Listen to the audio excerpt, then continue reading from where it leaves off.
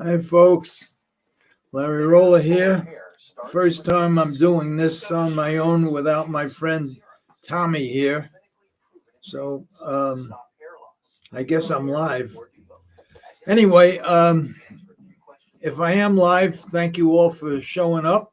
I don't know how to tell if there's anybody listening, but so I'll get into a couple of things, and then you could ask me questions about things that I'm going to talk about. Let's see. I was given a question from the 2:00 show that I did today, and the question was I have it here. I printed it out. It's from a guy, Paul. He says, I have a question regarding warm-up harness horses before the race. Last year, I was playing the races at Saratoga Harness Track. I noticed that on 2 occasions, instead of warming up like normal, the outrider had walked the horse around the outside of the track instead of letting the horse warm up on its own as normal. I was just curious as to why they just walked around. And then he goes on a lot. But let me answer the question. The purpose for warming up a horse is mainly to just get them stretched out and to empty out. Just like you would stretch a little before you went into a race or something like that. The reason why sometimes an outrider, if a driver or a trainer, if this horse is a little rank in a post parade and tough scoring down, and some horses are, you ask the outrider if they could just grab the line and walk them along until the marshal calls them to the gate. And them are usually the 2 reasons why you would see that. And basically the same thing with the thoroughbreds. The ones that are a little rank, they ask the marshal or the outrider to hang on to them. That's it. Now, somebody asked me during the week about John Gotti and how I got to buy him a horse.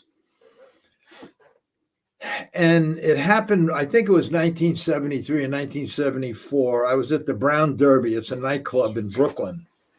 And he was there. And I remembered him naturally from years back when we did a few things. And he came over to me and he said to me, he says, I heard you're involved with a good friend of mine from Jersey. And I says, well, who's that? And he says, Robert Cabert.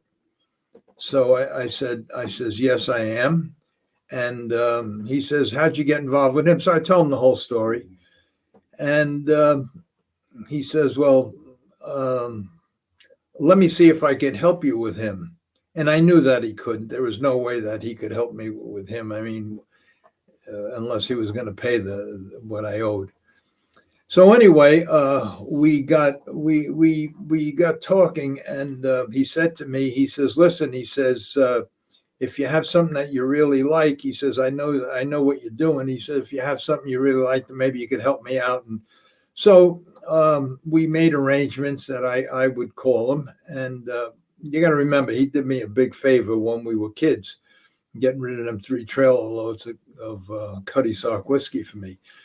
So that's what we did. And every day, whenever I had something, I would call him up. And about a week later, I found a horse for him. I'm not going to go into the story because you already know the story. I found a horse from MMF. John Chapman had him. He had 8 quarter cracks. That's like a split nail. He had 2 in each foot. And I got him for $5,000. And I told John, I said, if you want him, I could patch the cracks. I think he's going to be okay. John, give me the money. I bought the horse. I patched the quarter cracks. I got a whole Herve Filion. I was barred from Yonkers at the time, and I told Herve all about the horse. He agreed to drive the horse, put the horse under his name, train him and drive him. And I would get 2 horses every week from Herve. I told Herve, I says, look, this horse will win. He was in the cheapest class. I says, he'll win all the way up to the free-for-all trot. And I says, just give me 2 horses every week to bet behind him. I told him the whole story, who was involved and everything. And every week he did. And every time Herve told me I would meet Gotti's good friend, Frankie Lope. I would meet him at a restaurant right off the Major and Deegan, right by Yonkers. It was called Venezia Donato. Yeah, that's it. I was there. Yeah, and that's where I would meet him, and I would tell him the 2 horses, and then he did whatever he had to do. He called John, and John, however he bet. And that's how that happened. And then when John, the horse went about 10, 11 in a row, and I sold him he called me up one day, John. I told this story before, but I'll just get right through it. I called John up. John called me one day, and he said, I got to see you. He says, we got to get rid of the horse. He says, I have a case. I'm not going to beat this case, I don't think. Just get rid of the horse. And I did. I sold him a Gary Lewis for $100,000. He won 10 or 11 in a row. He went over $100,000 in purse money. And I had the horse under my mother's name, and I sold the horse to Gary Lewis, and I got all the purse money together and Gary's money, and I met with John, and John, it was a couple of $100,000. He split it right down the middle with me, and that was the end of that. And John wound up going to jail on that case. Now, it was about 2 weeks later in Monticello. A guy comes up to me. I never saw this guy before. And he come to the barn. I was in barn A at the time. He come to the barn, and he introduced himself. He says, we met. I don't remember meeting him. And he says, yeah, we met at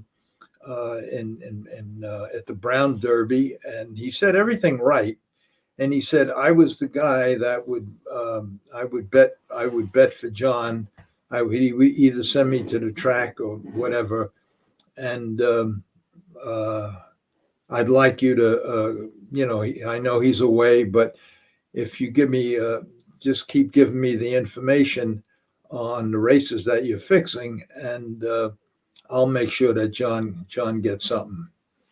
So I didn't believe him. I didn't like the guy. He was an Italian guy. He was either Russian or Albanian or something, but he was just, I didn't believe anything he said. But then again, I didn't know, because he knew that John had a horse. And so I don't know. Anyway, I just didn't need another problem. I didn't need another guy. So I just yesed him to death. But the following week, he came back up again, and he got a little threatening. He basically threatened me. And I said, okay. I says, I'll take care of it. So now I'm in another spot, because just like this, even Cabert, well, I was paying him vig. I was giving him 72 or 7,300 a week vig, and he still wanted to know he still wanted horses to bet on. I mean, it was, and no matter where you go to the track, they're like pariah. They're all over the place after you, and I didn't need another guy. So when I went to pay Cabert, I used to meet Cabert at his club. He had a club. I used to meet him at, there was a place called the Finish Line in Newark. And I used to meet him there and pay him his money. And I told him about this guy. I says, some of it might be true. I told him the whole story. And I says, but last time he came up to Monticello, he basically threatened me. And I don't know how to handle this. So he says, I'll take care of it. He says, call him up, tell him that you put a bet in for him, and that to tell him to meet you over here, and you'll give him the money. Tell him you got a few thousand coming. And that's what I did. I called him up, and I says, I put a bet in for you. I didn't have a chance to call you, and I have your money. So whenever you get a chance, drive down to Jersey. And he said that he can come tonight, and I said okay. So I got a hold of Gabert. Gabert says okay, when he gets here, just walk him into the back room and then leave. And that's what I did. There was a back room there, and I says, come on, we got to go in the back. I got the money back there, and and I brought him. I introduced him, and I walked out, and that was the end of that. I never. Gabert told me, once I do that, just get in my car and leave, and that's what I did. And I never saw or heard from the guy again. And that's another Gabert story. So I don't know if we have any questions, but first of all, Larry, you have 45 people watching right now. Say hello. Hello, everybody. Hi, everybody, and thank you for tuning in. This is the first time I'm doing it myself without my friend Tommy Stiggs, and I learned one thing. I know one thing. Tommy told me to make these answers short and sweet. He does a great show, but he does a show where they just talking back and forth conversations. And I keep telling him that I can't answer questions the same way you have a conversation. I have to go in a little bit more detail. He says that's not true. So I have to learn to cut the questions short, get more right to the point. And so that's what I'm going to do. So ask me some questions. Thank you all for showing up. And if this works, I figured out how to get on here with the help of my friend Sharman and my friend Jimmy that's going to read some of these questions, because I can't do 2 or 3 things at one time. Not yet. Okay, so we have Jason Venturulli saying, hey, Larry. Freaky Frank Booth is in the chat. Michael Zeisler, Godfather Sports, Larry Cox, Arthur Ciampi, M. Powell, Chris Trock. And Arthur has a question. Larry, tell us what you know about the trifecta scandal that got Herve in trouble. Well, well, first of all, you would know more about that than me. But Herve was a great guy. I mean, Herve probably would have had every second place finish that he had could have been a win. He would have been the all-time winning driver ever in the history of the sport. But he, just like everybody else, he got involved, and I think the one that got him pinched that he went to jail for when he was dealing with, and I think they found him on a phone conversation, a wiretap, that he was dealing with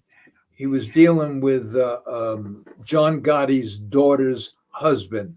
I forgot his name, and he owned junkyards and all of that stuff, and they were doing some pretty heavy betting, and they got caught on a wiretap, and they all wind up getting in a lot of trouble, going to jail. So that was probably the main thing. That was probably that's the one that put him in jail. And so I hope that answers your question. You think that answers the question? I think so. And we got Tommy Stiggs Social Club. How are you doing, Larry? He said, don't call him sir. Hey, who's that? Tommy wrote something in? Yes. I told him, don't call me sir. What's this sir? My name is Well, he Larry. knows you're older. He's trying to be respectful. He's a nice guy. Tommy is a great guy. Tommy does too many things at one time. And the list that he told me that he was going to give to me for 2 weeks in a row so I could do this by myself, he still never gave it to me, but I don't need it anymore because you see this, Tommy, see this? Shaman helped me do this. I did it. I did it by myself. Now I just have to hope that some people ask me some questions and we can get right into the nitty gritty. I'm not like you. I don't know how the hell he does it. He has a scroll going. He says hello to everybody who punches in a thing in. He answers all the questions very briefly. He talks about the weather. He talks about 1 or 2 bullet points that he has. He drinks coffee. All of this nonstop at the same time. Unbelievable. He's just unbelievable. So anyway, he's so amazing that he's getting a question asked here. Chris Trock says, Tommy, I asked a few questions for Joey guy from Philly. No one saw them. Well, we can't help him here. Yeah.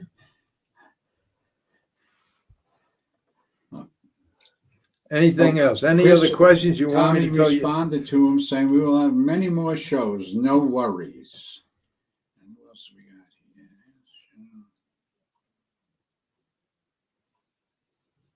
Tommy's the one that could ask me a bunch of questions. I wish he would ask a question. Love Emmanuel Spataro loves the Cabert stories. Kay Goody, doing a great job, sir. No sirs. Larry. Tommy Stiggs, you're doing great. Okay, let me tell you about a couple of things because everybody just thinks, oh, you fix races and you make money, you collect the money, and let me tell you what you go through. When everybody and it was only a matter of weeks before everybody knew what I was doing. When I got off the elevator, because every other week we would alternate, Fat Tony Shula, he would go to OTB 1 week and I would go to the track 1 week. When I got off that elevator, there was all members of all the 5 families were there. Some on the first floor, second floor, third floor, fourth floor. I think they had 5 or 6 floors at Belmont.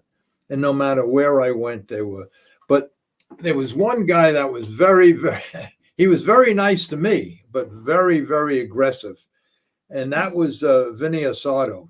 And I'll never forget, there was a time when I come off the elevator, I was looking to duck everybody and try to get to the window, but they spotted me, and then I had I was like the Pied Piper.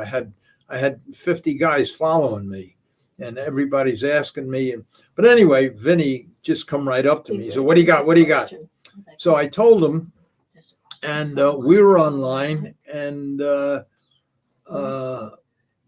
was a guy I already bet, and then I stood off to the side.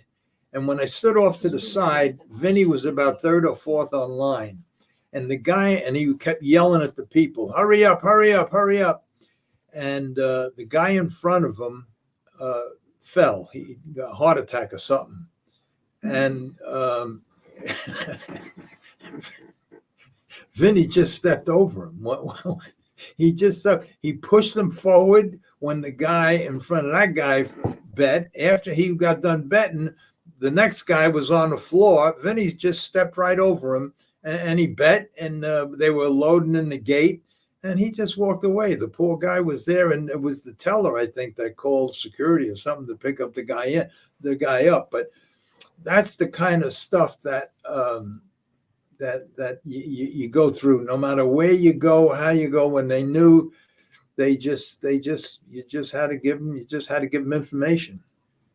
Roy Anderson asked Larry, did you know William Robinson, Meadowlands top trainer? No, he was after me.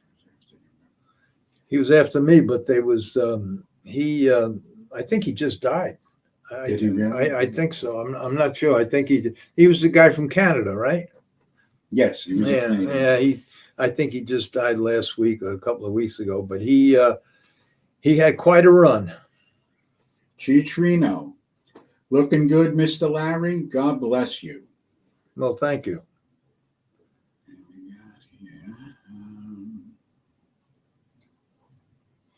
Chris Trock asks, Larry, how many caddies have you owned? I switched from Cadillacs to Lincolns in 1972. In 1972, I switched. It was me and Lou Gigani. Lou was on the backside of Barn A. I was in Barn A. He was on the backside, and we both bought Lincolns. I bought a blue one. He bought a yellow one. I think it was Mark 4 or 5 or so, whatever. But it was right around in the early 70s. But prior to that, I always had Cadillacs. I used to get them at the Massey Cadillac. My friend Joe Murato was the sales guy there. So the Lincolns back then rode better, but I think the Lincolns might have been a better car. Larry, did you have any dealings or stories about my uncle, Bernie McKenna? Greg W. asks. Bernie McKenna. If it's the same Bernie McKenna, he used to be a driver trainer at Freehold Raceway. He is a good guy, great guy. I think later on, if it's the same Bernie McKenna, he became the guy at the Meadowlands when the Meadowlands opened. He took care of the whole locker room, all the drivers, their colors. He would have, when you took them off, especially after a muddy night, you just strip them off and you run in the shower and you leave all your muddy colors on the floor. And the next night you go in there and they're all sparkling clean and hung up and everything. And that's what Bernie did. And I saw him just about every night. He was a good guy, a great guy. Larry, did you know anyone in the business in Kentucky or Chicago? Baywatcher is asking. No. The reason was because from the 60s to the 70s, I was in so much trouble because of what Tannenbaum did and because of my habit and I owed out so much money. I had to stay right. Home base was Monticello Raceway, and then I just dealt with Schuler and Kahn and just set up all the races at Belmont and Aqueduct and Little Saratoga. And every once in a while we go one or two other tracks, maybe up to Pennsylvania. But I had to stay local. I couldn't be moving around. JW states, Larry, I saw an unflattering photo of Angel Cordero hugging and laughing with O.J. Simpson at the Kentucky Derby a couple of years after O.J. killed his wife and the other guy. What did you think of Angel? Angel was a great rider, great rider, and I was racing horses. Well, in fact, that race that I had I think I told this story in a podcast with David. I think it was Dennis Carr, the jockey. When I won't go into that story, but he tried after he retired. He tried training for a while, and he didn't do too well. In fact, Baeza was training for a while too. Baeza had his son and his wife, everybody at the barn every morning, and he started training for a while, as did Cordero, and they packed it in. It wasn't for them. And Cordero went on and became Jockeys agent. He became a Jockeys agent, and he had a problem because he, in an effort to get his jockey mounts when he first started out, he would show up in the morning to the trainers' barns and ride their horses for free. And that was the in. So he got in. Everybody wanted Angel Cordero to exercise their horses, and that's how he got in. But the commission stopped him, and he couldn't do it no more. But by then, the jocks that he had were established, and they went on to win a lot of races. Angel Cordero was a great, great jockey, but just like everybody else, when there's money involved, and I don't care what anybody says, when there's money involved, the line of morality moves, and it keeps moving till the money stops. And that was Angel and everybody else. And good for them. They all were found innocent of that trial, and good for them. But had Con Erico said anything, they would all be in jail, including myself. Glenn Blitner, Larry, what would have happened if you got pinched while you owed Cabert all that money? That's a hell of a question. It's a good question, and that's why when the end was coming near, when Nicky Bonds when Nicky Bonds and that whole crew got pinched, I think it was 75. When he got pinched, and I was running out of ways how to make money because Shula got pinched, Conorico got pinched, Nicky Bonds and that whole crew got pinched. Don't forget, Nicky Bonds, after Tony Shula, Nicky Bonds got me down for $5,000 a position at Monticello Raceway, only because he was able to bet. And I told him when he told me that, I said, there's no way any bookmaker is going to give you any kind of action on a trotting race, especially in Monticello, especially at $5,000 a position, meaning 5,000 win, 5,000 place, 5,000 show. And he told me, he says, Fat Tony will give it to me. I bet over $1 million a week on sports, and he'll give me a courtesy bet. And sure enough, when he went home that day, he called me the next day. He says, it's done. And then the series of events that had to happen for me was I couldn't fix any more races because I couldn't get 7 guys dead at Monticello. I was all by myself, and the only way I had to earn money was the races I fixed at Monticello, and I couldn't make enough money. There was no handle up there.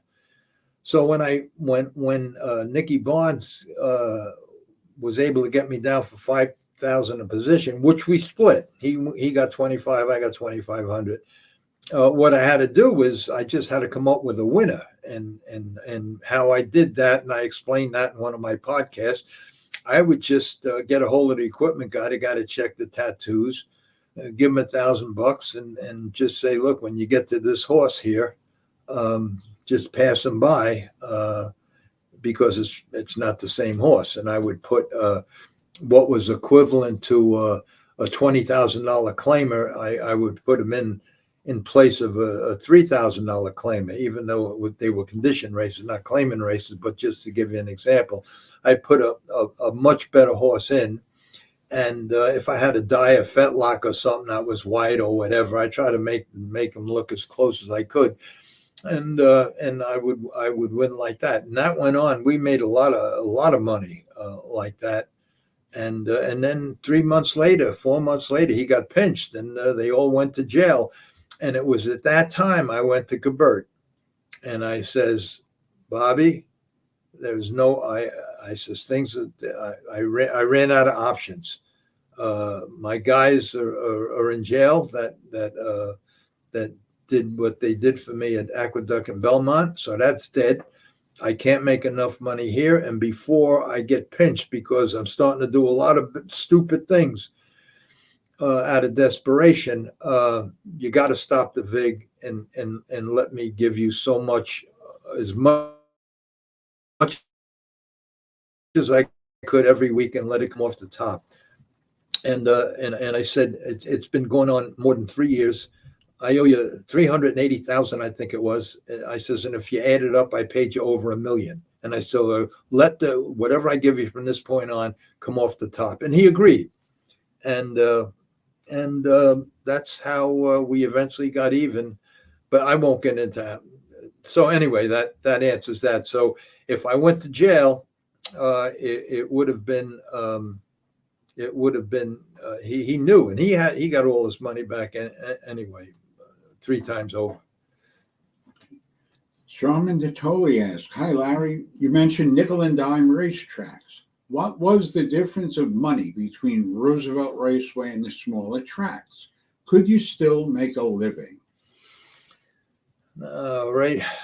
Racing horses is almost, especially for 99% of the people, it's an act of love. You just fall in love with the game, and back then when I started in the late 50s and early 60s, almost everybody had a second job, except for the top guys like Billy Houghton and Stanley Dancer and Del Miller but there was one or two trainers that weren't bad, that were living in tack rooms. And they had the highest purses at Roosevelt Raceway at the time. Now the difference between, say, Roosevelt Raceway and a track like Hinsdale, so let's take one race for instance. Let's say it's a $5,000 claimer. At Roosevelt, that $5,000 claimer might go for $4,000. At Hinsdale, it go for $800, and that's the difference. And the winner gets 50%, and you keep chopping that in half all the way down to fifth position. So 50%, 25, 12 and a half, and all the way down to fifth position. No, fourth position. The first. Thoroughbreds. Right. 4 is thoroughbreds, 5 is honest horses. That's right. Yeah. Larry, you got the right Bernie McKenna. Thank you, from Greg W. No, that was Bernie McKenna. It's a good guy. Is he still around? He was a good guy. Freehold guy. Hey, hey, Larry. It's Anthony, Con Erico's nephew, Anthony DiCiaro. When I was in the next bond from you, I wish my uncle would have mentioned you. I think Anthony, you're Anthony. You're the one that worked for me. I think you sent me a picture of you holding Wildwood Jeb in front of the barn, and your brother, I think, your brother visited me, maybe, and we talked about Con Erico. Now, I think at the 2:00 show, I mentioned what I never talked about before, about why I never mentioned about the audio tape I had that Con Erico made when he got out of jail. And then it was your brother that told me that, just say whatever you have to say. It don't look like Con Erico's son is going to ever make this movie. But so I didn't really get into detail, but I do have the video, the audio, and it does tell everything. And that's it. I hope you're well. And if I get down to Florida, I will definitely give you a call and we'll have some dinner. So thanks for calling in. Kay Goody asks, can they still fix racing today with all the technology? Technology has nothing to do with it. I mean, it makes the races are already filmed, the judges are already watching, and you just got to make it look good. And all the smaller tracks, the only way they could possibly survive is fixing races, and that goes for thoroughbreds and standardbreds. If somebody ever went up to Finger Lakes and saw what it's like racing up there, and no money, it's just terrible. And what drives me nuts is the guys that make all the decisions and everything. They're all on second and third pensions and all have summer homes, and these poor guys are risking their lives every day out there for no money, and they just keep making the rules. Most of the rules don't even make sense. Most of them don't even apply. And it's just, as much as I loved it, and it was the only thing that I really wanted to do. And that's why I stuck to it, because everybody says, why didn't you get out? Why didn't you do this? When I had a chance to go on the waterfront when Ralph Gigani and Louis left the business in '84 when I got out. And I says, no, this is what I want to do the rest of my life. I really loved it. And if it wasn't for that fucking creep Tannenbaum, I would have been doing my whole life the thing that I loved. And the other thing is, um, it's not. It takes. He took away my whole life, money, for the fortunes and houses and relationships, and it was just terrible. Anyway, give me another question before I go on a rant. Talk about Hazel Park Raceway, tacos and Zarelli. Detroit Siggy asks. I don't know how much I could say about Detroit. Detroit was that whole racetrack was owned by the mob, and the mob up in Detroit was one big family who married whose sister, and back and forth and back and forth and back and forth. And oddly enough, when I got to one year when I was racing my thoroughbreds at Delaware, I asked one of the trainers there, who's the best veterinarian on the grounds, and he says Dr. Zarelli. So I paid for Dr. Zarelli, and we became fast friends. He did all my work, and he's the son of Joe Zarelli. That was the last boss and owner of Hazel Park. That racetrack was for sale, and I think it was Warren DeSantis that I tried to make a deal to buy it. I'm almost positive, maybe I shouldn't say this, but I think it was Eric Cherry in Warren that I contacted. But then when they found out who owned it, and it was such a mess, and that's where Schuler, I believe this. That's where Schuler got pinched, because when he was running away from me, because he did a lot of bad things, a lot of shitty things, Schuler. He's supposed to call me every day, and he did a lot of bad things. And one time he went up to Hazel Park, and not knowing that the whole place was being watched and wired up and camered up and everything. And they round up that whole mob up there, and he got caught right in the middle of everything. And that's how I think he got the final pinch that put him in jail. Roy Anderson, Larry, from your heart, would you tell viewers don't gamble, especially horse racing? Well, but the only thing I could, everybody's going to gamble. You know, I had a very exciting life, and I quit gambling for two reasons. One reason is because of Cabert. Cabert made it easy for me to stop gambling, and what it boiled down to was the only way I could make money is taking the gamble out of gambling by fixing races, which I did. But but to go to racetrack and race on, there's so many variables that could happen. Trying to figure them out, especially with the thoroughbred. Well, standardbreds too. How do you know how a horse come out of his last race? How do you know if he got sick? How do you know if, because of weather conditions, if the trainer decided to leave him in for 3 or 4 days? How do you know? How do you know any of that stuff? And at the smaller tracks, how do you know that the race is not fixed? How could you gamble? I hated table games. That was not my thing. Table games. I didn't like table games. I was from the time I was 17 when I first got introduced to harness racing. I was a racetrack guy, and I loved the action. But yeah, they got no shot. And like I said many times, it's a terrible, terrible habit. And everybody says, well, what about drugs and drinking? And them are substance abuse habits.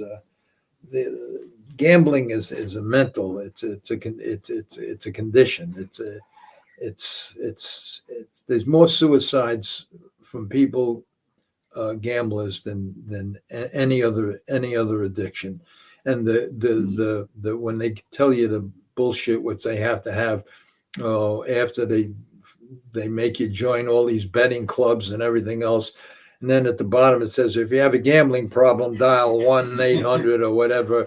Well, 99 and 9/10 of them people always go back to gambling, and the 1/10 of 1% die. So don't gamble. You got no shot. Now, if you want to go to Atlantic City or at a racetrack and take a couple of hundred and, that you intend to lose just for recreation, that's fine. On the other hand, there's one or two guys I know that are professional gamblers, and they know how to spread it around. They know they usually bet the big gimmick races, the pick sixes, and at racetracks like Santa Anita that have a high mutual handle, and they do well at it. But you got to know what you're doing. But for the average guy, unless you just want to go for a night out or a day out and blow a couple of hundred, and if you get lucky, you win. But in the long run, you're not gonna win. Hey, Emmanuel Spataro asks, did you ever run into Detective Richie Roberts in Newark? No. That's good. Larry, the John Campbell you speak of, is he the Canadian driver trainer vet from Beamsville, Ontario, Canada? John Campbell is from Canada, but he's not a vet. He was probably one of the nicest, most talented guys you ever want to meet, and one of the guys that belong in the Hall of Fame over many, many, many others. Squeaky clean, nice, polite, can not only drive a horse but could rig a horse, and just a great guy. Him and his wife Paula, great people. They and I thanked them. I'm going to thank them again now for inviting me to their to their table at that Horseman's convention or meeting or get together that they had. After the get together, they invited me up to their table, and so it was me. I think Billy O'Donnell. But anyway, great guy. But he wasn't a vet.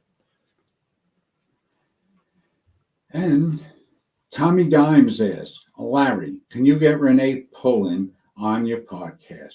Was one of my favorite drivers. I did a whole podcast on Rene Poulin, and he was going to come on, and he backed out the last minute.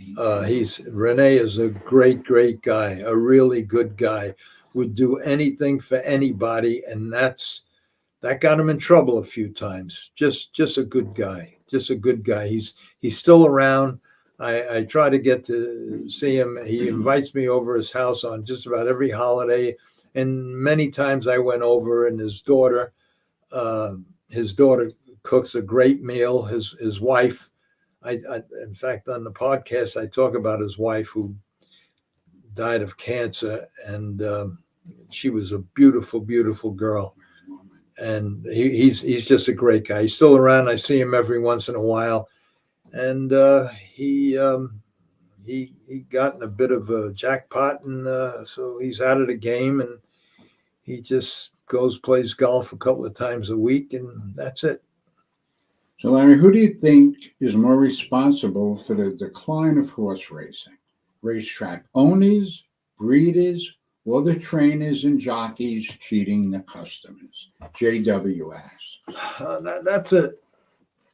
That's a good question, but it's a hard question to answer because I'm not a reporter. I only know what I know from being in the game, and from what I understand and what I've been through is that first of all, the game from the very beginning that I was involved was run and controlled by incompetent people. And that includes the state-owned racetracks, and that includes the privately owned racetracks, and the judges and all the rule makers at the commission level. So that was the first problem. When the whole thing changed, when the lottery came in and casinos start coming in, not one of these guys, because they were getting 20, 30,000 people a night at the racetracks, not one of these guys in charge ever said, well, we're going to have to do something. We're going to have to start promoting this or do something. Do something. Don't just sit back, collect your money, and go home and make stupid rules. and hurt some people that are just trying to make a living because of your incompetence. They did nothing. And before you know it, between the lottery and the casinos and all the bad publicity, it just started going down from 30,000 people a night to 30 people a night. And I told that story, and I'll never forget it. When they had that one race, and I forget what year it was, when the Roonies were in charge of Yonkers, and they had that one race, and they were making a big stink out of it, had a big investigation, and old man Rooney, Tim Rooney's father, come to him and he says, "Hey, we got a lot of money invested here. You keep going with all your nonsense and having the police come in, the FBI and all the newspapers and everything else. Close this case down now before they close our doors." And that whole investigation stopped right after that phone call. And that's another thing. They bury the stuff they shouldn't bury. They promote the stuff they shouldn't promote. Just total incompetence all around. Now you got guys like Campbell and Joe Ferraldo and 2 or 3 other people that know what the hell they're doing. But it's, you know what it's like? It's like trying to save somebody. It's trying to save somebody that's been underwater for an hour. You pull them up and it's tough. I hope they save the game. There's a lot of people that depend and make a living at it. But the thoroughbreds will survive because of the amount of money that's and the power that they have, the lobbyists that they have. But if it wasn't for the states and the casinos subsidizing the purse money at the harness tracks, they'd close down tomorrow. And it's all the fault of the people that were in charge from the beginning. And they're going to hurt a lot of people because of their incompetence. That's my opinion. I think I'm pretty right. But if somebody thinks I'm wrong, just send in a question, or we can argue back and forth. But that's what I think. Emmanuel Spataro says, now you mentioned Nicky Barnes, and Detective Richie Roberts, one who took him down. That's why he asked that question. And we got about 75 or so folks watching. If people could hit the like button, please. Yeah, hit the like and subscribe, and hit what do they got to hit? Like, subscribe, and the bell, and that keeps you notified. And how many people watching? How many people? Looks like 72 now. So you think we should do this again? We should do this again next week, because this is like a tryout. Because if nobody calls in to ask me questions, and some of the questions are pretty good, and as you maybe listen to some of the podcasts, people that never listen to the podcast, there's going to be some questions that because, like I said, I just gave a quick synopsis of my life. So if you listen to the podcasts, and you'll be able to come up with some real good questions to get right to the nitty gritty of the stuff, questions that I never, questions that are asked of me that I never spoke about before. So anyway, that's it. So how many we got? 72 people, and you got enough. You got there were plenty of questions, right? So we should do this again. Yes. All right. Okay. I need a lot of help here, guys. That's why I keep asking my friend and Shaman. So we're going to do it again. I'm also going to do 2:00 every Tuesday to keep that going. Try to get some new stuff, and maybe little by little I'll include stuff that I never said before. And then again, we're going to do it again next Tuesday at 8:00, and think of some real good questions. I don't care what the questions are. If they pertain to me and something I can answer, I will, about racing, the mob, fixing races, the whole bit. So if you want to keep this going, just show up next Tuesday and we'll do it again. So until then, I thank you very much for watching, Good night. and good night. See ya.